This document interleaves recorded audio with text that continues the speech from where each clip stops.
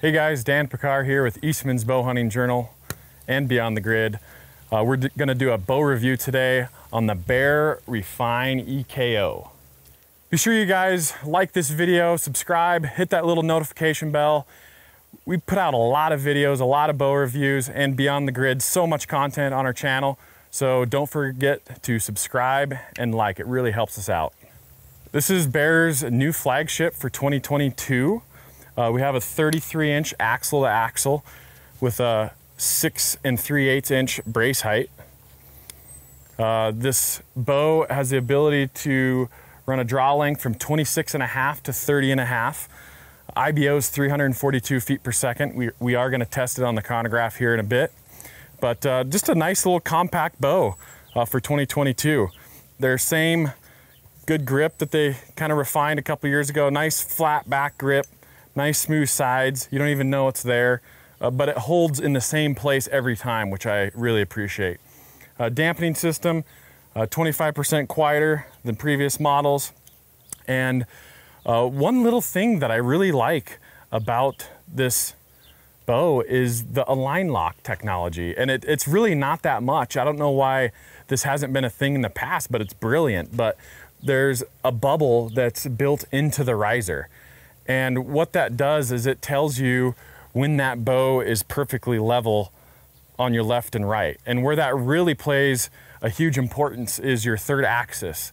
And those times that you're shooting at angles, whether you're up or you're down, if your third axis is off, if your bow's leaning right or leaning left, and you don't have perfect level, you will miss right or left if your bow's off, especially at those farther distances. And so that's why that third axis is very important. So all I have to do is level this bow up by looking at the bubble and then look at the sight with the bubble on the sight and correspond those two bubbles so they're both level identically.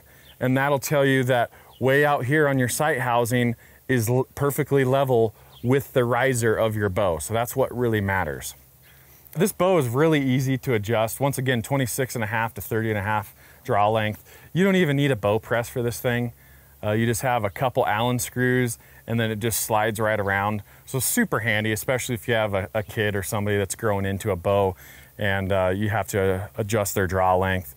I think my step boy, he grew so much last year, his draw length increased by 2 inches. So that's pretty crazy. So that allows you to change that really easy and to grow into a bow. So, all right, let's shoot this thing through a chronograph.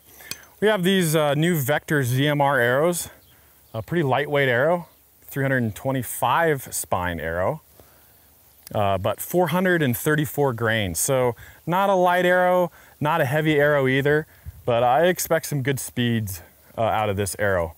So we're gonna roll our digital React Pro sight to the top from Trophy Ridge. Be sure you check this link out above on the review on this sight. Kind of a cool piece of technology. But yeah, let's see what we got. We got our chronograph turned on. My specs are 29-inch draw, 70-pound draw weight. Once again, 342 IBO, so this thing should be close to 300 feet per second with this arrow is my guess. 303. What I really like about this grip is how in place it goes into the meat of my palm. There's really not room for movement. It just wants to go into one place and it's very solid. There's really no wiggle left and right in this grip. So if your grip is on, it's kind of that nice flat back, it's just gonna have a high level of consistency to it. Sweet. That's a pretty quick arrow. I mean, as a bow hunter shooting broadheads, I don't like to really shoot faster than 300 feet per second, especially with fixed blade broadheads.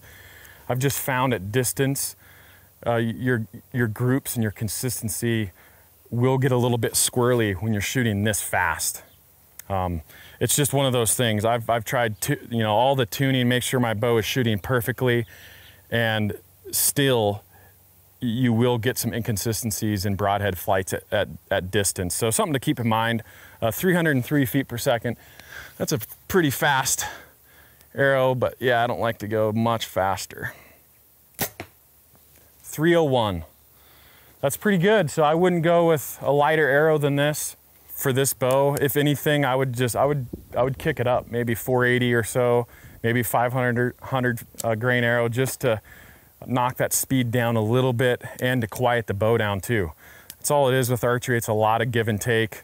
There's a cause and effect for any decision you make.